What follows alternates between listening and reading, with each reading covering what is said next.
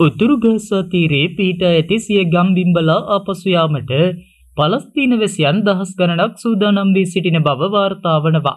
සටන් විරාම ගිවිසුම යටතේ ඊශ්‍රායල් හමුදාව නෙට්සාරිම් කොරිඩෝවේ කොටසකින් ඉවත් වී පලස්තීනුවන්ට උතුරු ගාසා තීරයට ආපසු යාමට ඉඩ සැලසීමට නියමිතව තිබුණා.